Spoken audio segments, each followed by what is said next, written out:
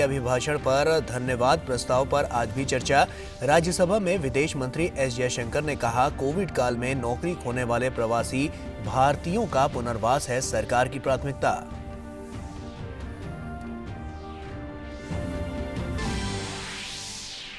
उत्तर प्रदेश में विधानसभा चुनाव के लिए सभी दलों ने झोंकी पूरी ताकत। केंद्रीय मंत्री अमित शाह और राजनाथ सिंह आज प्रदेश में करेंगे प्रचार।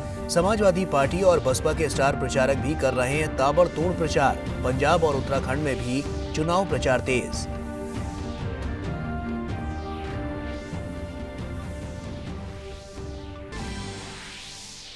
देश में कोरोना संक्रमण की धीमी पड़ी रफ्तार। राष्ट्रव्यापी कोरोना रोधी टीकाकरण अभियान सफलतापूर्वक जारी।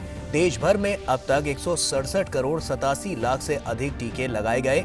पश्चिम बंगाल और हिमाचल प्रदेश में स्कूल कॉलेज आज से दोबारा खुले।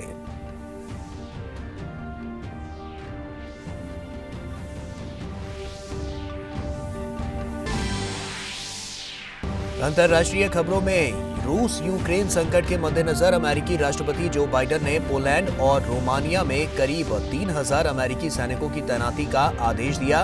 कहा, पूर्वी यूरोप में अपने नाटो सहयोगियों की सहायता के लिए अमेरिका हमेशा तत्पर।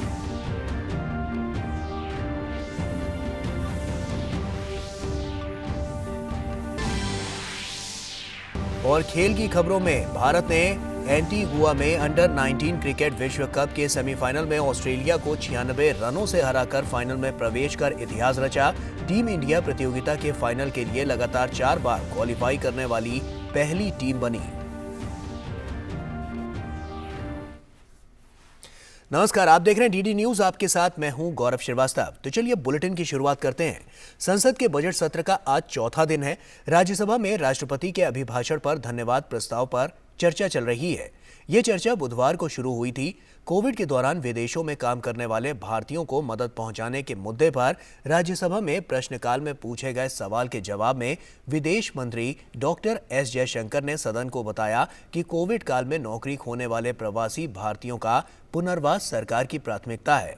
उन्होंने कहा कि प्रधानमंत्री नरेंद्र मोदी ने खुद इस मुद्दे पर दूसरे देशों, खासतौर पर खाड़ी देशों के नेताओं से चर्चा की है।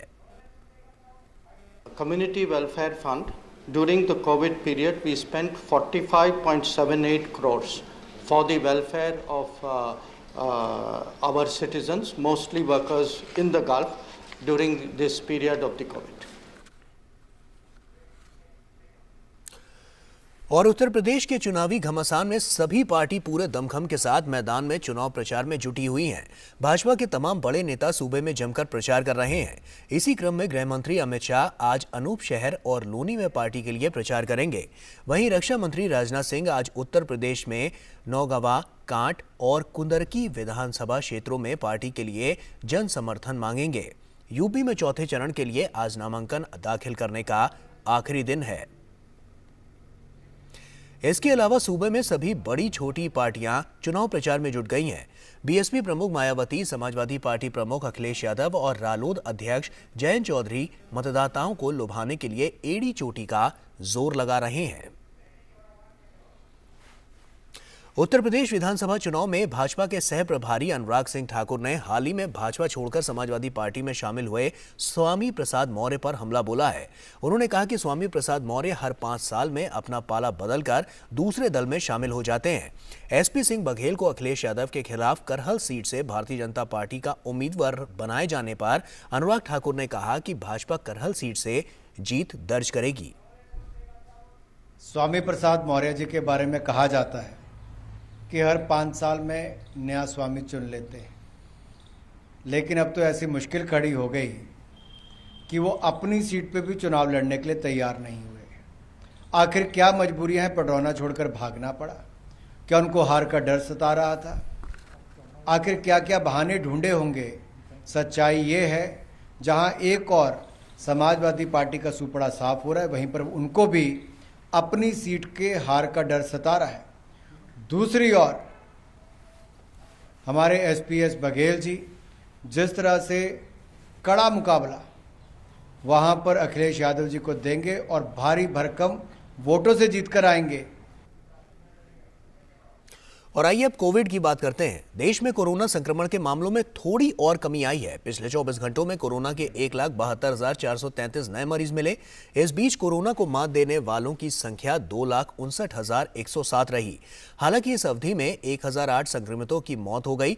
देश में कोरोना से ठीक होने वालों की कुल संख्या 3,97,70,414 है।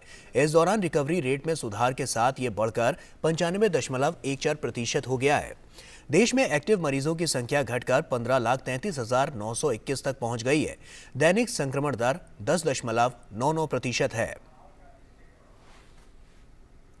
और देश में कोरोना महामारी के खिलाफ लड़ाई में सरकार टीकाकरण अभियान के तहत लोगों को तेजी से टीके लगाए जा रहे हैं। वहीं राष्ट्रव्यापी कोविड टीकाकरण के तहत अब तक 167.87 करोड़ से अधिक टीके लगाए जा चुके हैं। बीते 24 घंटों में 55 लाख से अधिक टीके लगाए गए हैं। 15 से 17 वर्ष के किशोर किशोरियों का टीकाकरण तेजी से किया जा रहा है। 3 जनवरी से शुरू हुए टीकाकरण अभियान को 1 माह हो गए हैं। अब तक तकरीबन 71% किशोर किशोरियों को कोरोना के टीके लग चुके हैं।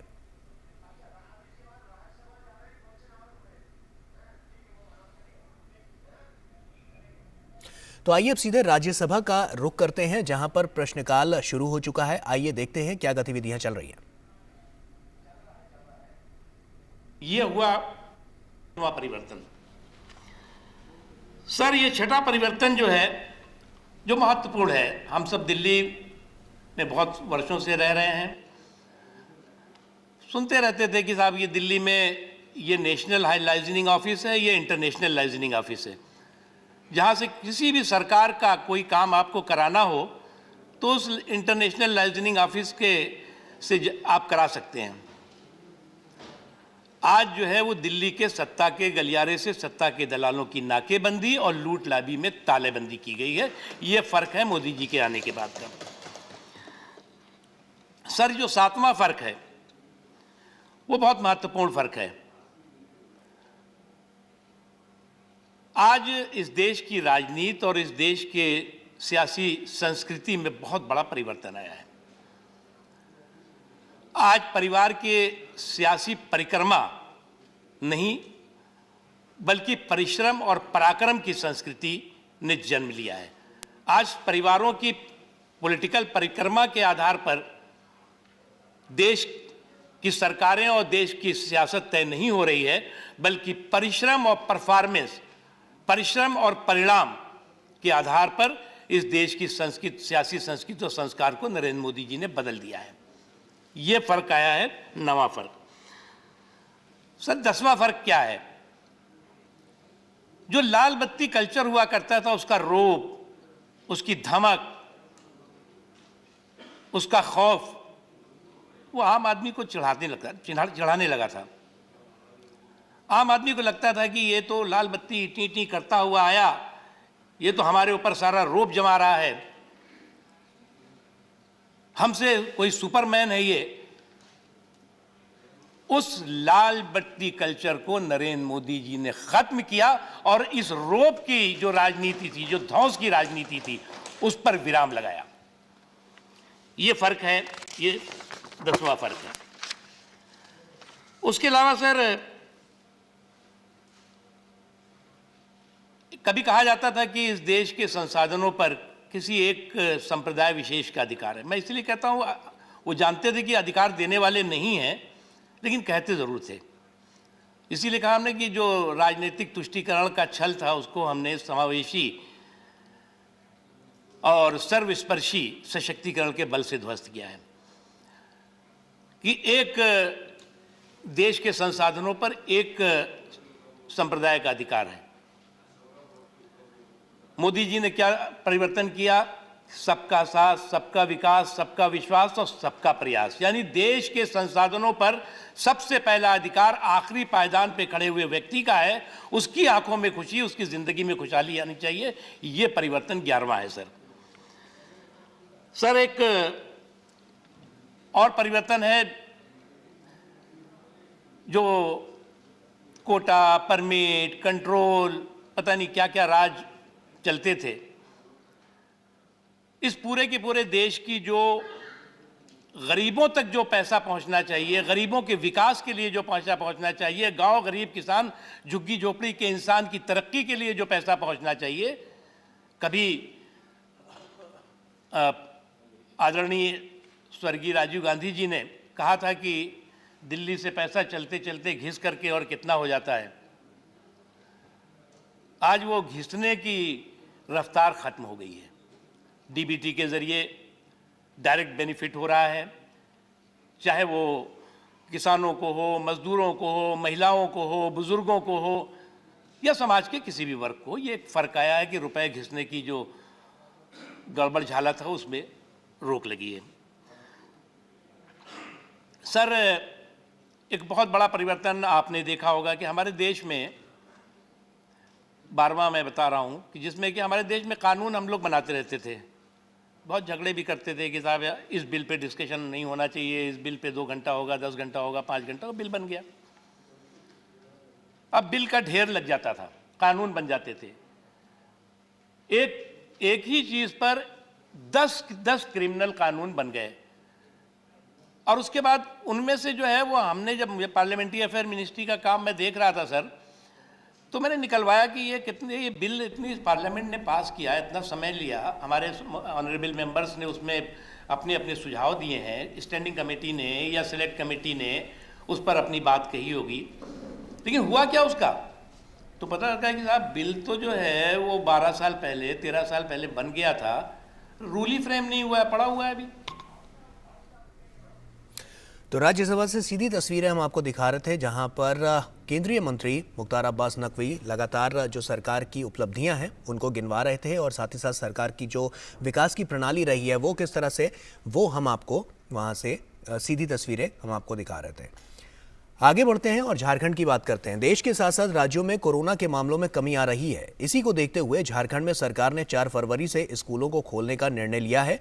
स्कूली शिक्षा और साक्षरता विभाग ने झारखंड में स्कूल खोलने का यह आदेश जारी किया है। इसके तहत राज्य के कुल 24 में से 17 जिलों में कक्षा 1 से और 7 जिलों में कक्षा 9 से 12वीं तक के बच्चों के लिए कक्षाएं शुरू की जाएंगी। सबसे बड़ी राहत की बात यह है कि कक्षा 1 से 5वीं तक के बच्चे 22 महीने बाद स्कूल जाएंगे। वहीं कक्षा 9 से ऊपर के विद्यार्थी 1 महीने बाद ऑफलाइन क्लास करेंगे। विद्यालयों का संचालन पूर्व की भांति सुबह 8 बजे से दोपहर 2 बजे तक किया जाएगा। स्कूलों में दोपहर भोजन की योजना भी शुरू की जाएगी। पश्चिम बंगाल में भी आज से 8वीं से 12वीं कक्षा के लिए स्कूल खुल गए हैं। राज्य सरकार ने कोविड-19 के प्रसार को रोकने के लिए लगाए गए कुछ प्रतिबंधों को हटाने का फैसला किया है।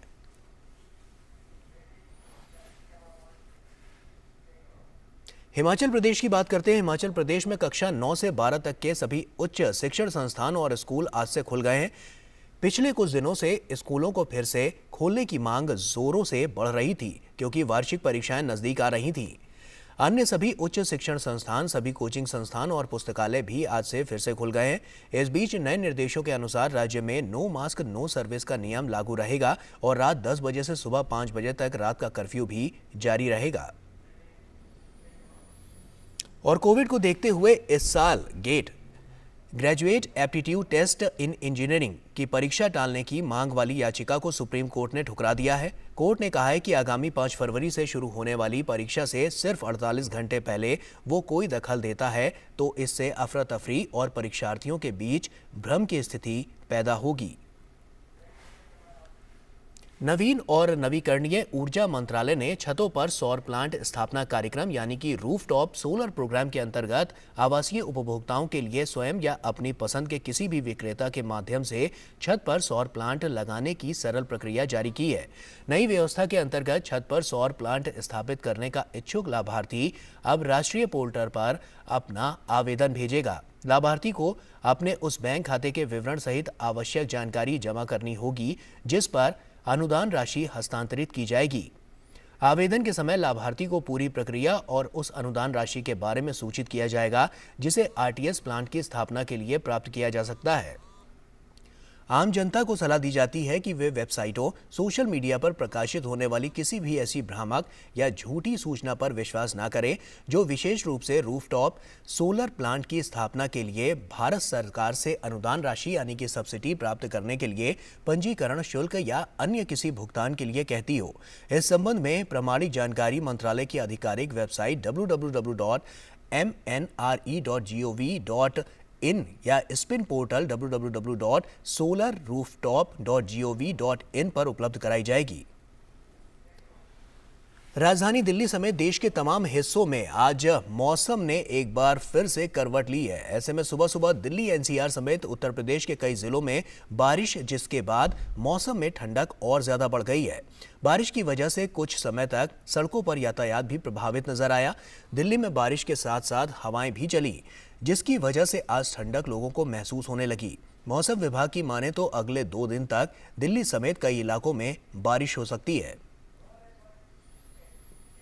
उधर मौसम विभाग ने हिमाचल प्रदेश के कई क्षेत्रों में भारी बारिश और बर्फबारी की चेतावनी जारी की है, जबकि कश्मीर में 4 से 8 इंच तक की बर्फबारी हो चुकी है। मौसम विभाग के मुताबिक कल भी हिमाचल में मौसम खराब बना रहेगा, जिसकी वजह से तापमान में गिरावट दर्ज की जा सकती है। पिछले सालों की तुलना में बर्फबारी की अवधि लंबी होने वाली है। अमेरिकी राष्ट्रपति जो बाइडेन ने पूर्वी यूरोप में अतिरिक्त 3000 अमेरिकी सैनिकों की तैनाती को मंजूरी दे दी है। रूस यूक्रेन संकट के मद्देनजर अमेरिका रोमानिया में 1000 जबकि जर्मनी और पोलैंड के लिए अपने 2000 सैनिक भेजा जा रहा है। वहीं राष्ट्रपति जो बाइडेन ने कहा है कि रूस आक्रामक तरीके से काम कर रहा है, इसीलिए पूर्वी यूरोप में अपने नाटो सहयोगियों को आश्वस्त करना हमारी जिम्मेदारी है। पेंटागन के प्रेस सचिव जॉन किर्बी ने कहा है कि हालांकि स्पष्ट कर दिया है उन्होंने कि अमेरिकी सैनिकों की तैनाती स्थायी कदम नहीं है, बल्कि मौजूदा हालात के मद्देनजर यह फैसला लिया गया है। यूक्रेन की राजधानी कीव में अमेरिकी दूतावास खुला हुआ है और अधिकांश सामान्य काउंसुलर संचालन जारी है। वहीं दूतावास के अधिकारी अर्थव्यवस्था के सुचारू संचालन के लिए यूक्रेन में अमेरिकी चैम्बर ऑफ कॉमर्स के सदस्यों और यूक्रेन की सरकार के साथ काम कर रहे हैं। दूतावास के अधिकारियों ने भी यूक्रेन के लिए व्यापारिक समुदाय के समर्थन की सराहना की।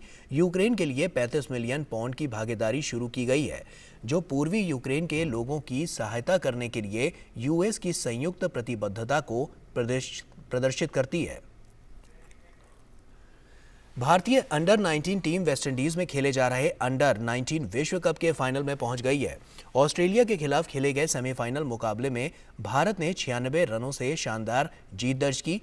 टॉस जीतकर पहले बल्लेबाजी करते हुए भारतीय टीम ने 50 ओवर में 5 विकेट के नुकसान पर 290 रन बनाए। भारत की ओर से कप्तान यश धुल ने 110 रन बनाए, वहीं उप कप्तान शेख रशीद ने 94 रनों की पारी खेली। जवाब में ऑस्ट्रेलियाई टीम 41.5 ओवर में 194 रनों पर सिमट गई। टीम की ओर से लाचलन शॉ ने 51 रनों की पारी खेली। वहीं भारतीय कप्तान यश धूल को शानदार प्रदर्शन के लिए प्लेयर ऑफ द मैच चुना गया। फाइनल मुकाबले में भारत का सामना 5 फरवरी को इंग्लैंड से होगा। इम्फाल में खेले गए शहीद मनोरंजन सिंह फुटबॉल टूर्नामेंट के खिताबी मुकाबले में कुकी स्पोर्टिंग क्लब ने क्लासिक फुटबॉल एकेडमी को 1-0 से हराकर खिताब अपने नाम कर लिया। सीआरपीएफ की 143वीं बटालियन द्वारा आयोजित इस टूर्नामेंट में 24 टीमों ने हिस्सा लिया। सीआरपीएफ द्वारा इस टूर्नामेंट को आयोजित कराने का मकसद अपने शहीद जवानों को याद करना, साथ ही साथ युवा वर्ग को प्रगति के मार्ग पर ले जाना होता है।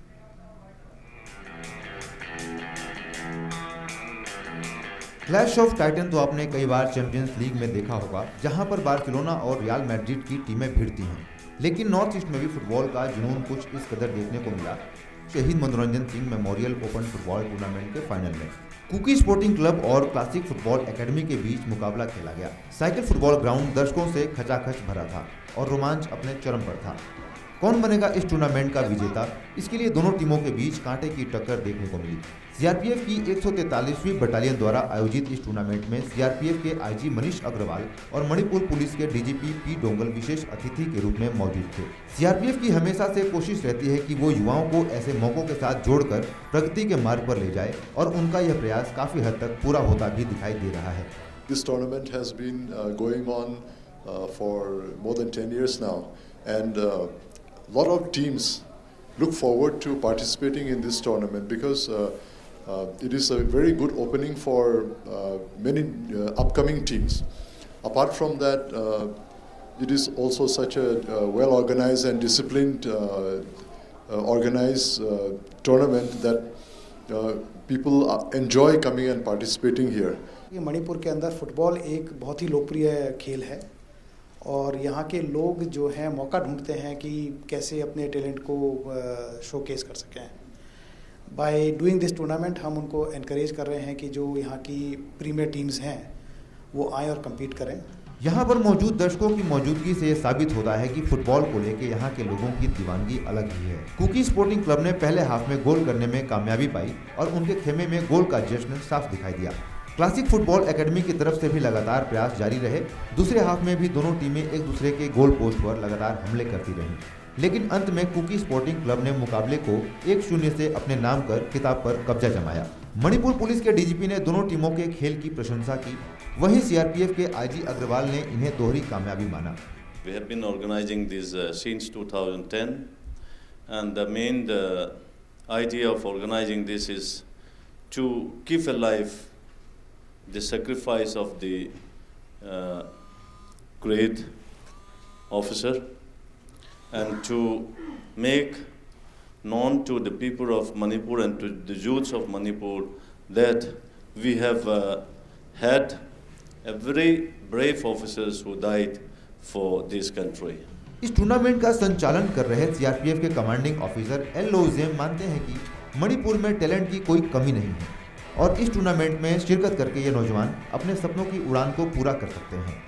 वहीं विजेता टीम के खिलाड़ियों में भी उत्साह दिखाई दिया. विजेता खिलाड़ी इस कामयाबी को अपने भविष्य के लिए काफी अहम मानते हैं.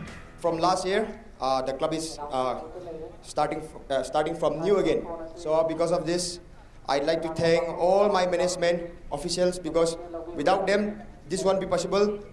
मणिपुर को खेलों का सबसे बड़ा गढ़ माना जाता है और यहाँ के कई खिलाड़ी विभिन्न स्पर्धाओं में देश का प्रतिनिधित्व कर चुके हैं. ऐसे में ये युवा खिलाड़ी भी आने वाले समय में देश का नाम रोशन करने में कामयाब होंगे. Mukesh Shukla, DD news, Imphal. और आइए अब बात करते हैं आज़ादी के सफर की. भारत का गौरवशाली स्वतंत्रता संग्राम आधुनिक दुनिया के अब तक के सबसे महान संघर्षों में से एक है. स्वतंत्रता की गाथा के आज के संस्करण में हम उस समय को याद कर रहे हैं जब भारतीय संवैधानिक आयोग, जिसे साइमन कमीशन के नाम से जाना जाता है, बंबई में आया था और उसके आसपास की घटनाएं हम स्वतंत्रता सेनानी भवानी प्रसाद को भी याद कर रहे हैं जो इस दिन शहीद हुए थे. आइए एक नजर डालते हैं.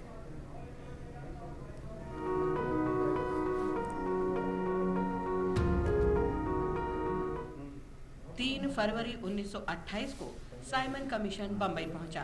साइमन कमीशन दरअसल भारतीय सांविधिक आयोग था जिसका गठन 1919 के भारत सरकार अधिनियम के कामकाज पर रिपोर्ट देने के लिए किया गया था. आयोग की इस यात्रा का उद्देश्य ब्रिटिश भारत में संवैधानिक सुधार का अध्ययन करना तथा इस तरह के और सुधारों का सुझाव देना था. जॉन साइमन और क्लेमेंट एटली की संयुक्त अध्यक्षता वाले इस आयोग में 7 सदस्य शामिल थे जो सभी ब्रिटिश थे.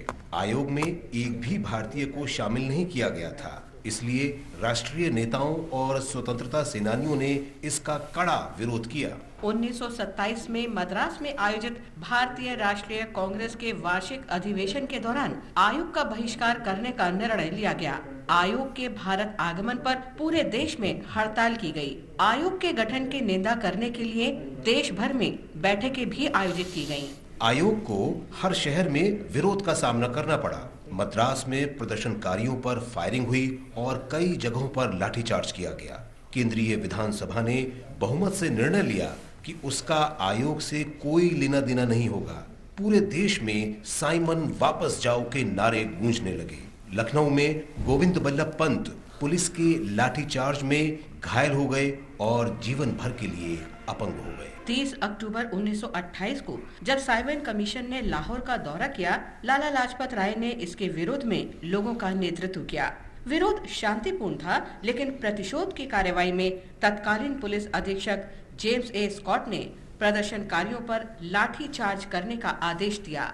लाला लाजपत राय गंभीर रूप से घायल हो गए। इसके बावजूद उन्होंने चिकित्सा सहायता पहुंचने से पहले ही वहां एकत्र लोगों को संबोधित किया और कहा कि उन पर किया गया ये क्रूर प्रहार ब्रिटिश भारत के ताबूत में अंतिम कील साबित होगा।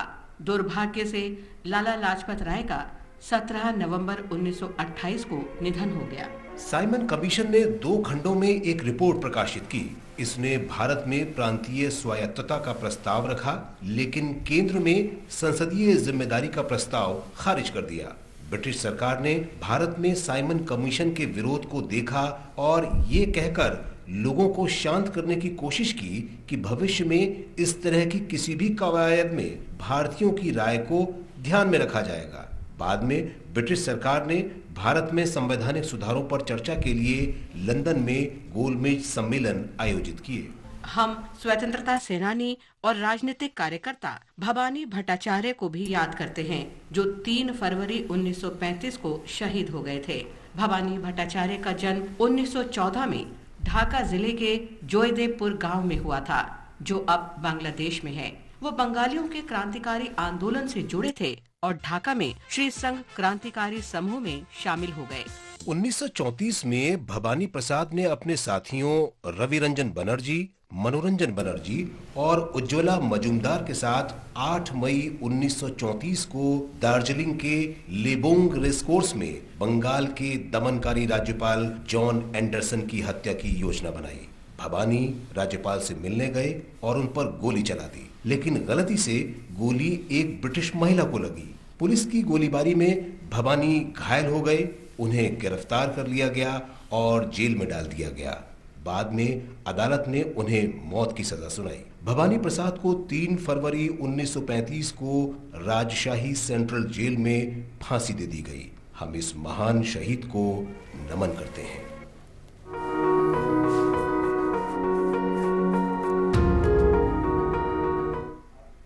और इसी के साथ फिलहाल इस बुलेटिन में इतना ही। आप बने रहिए डीडी न्यूज के साथ। नमस्कार।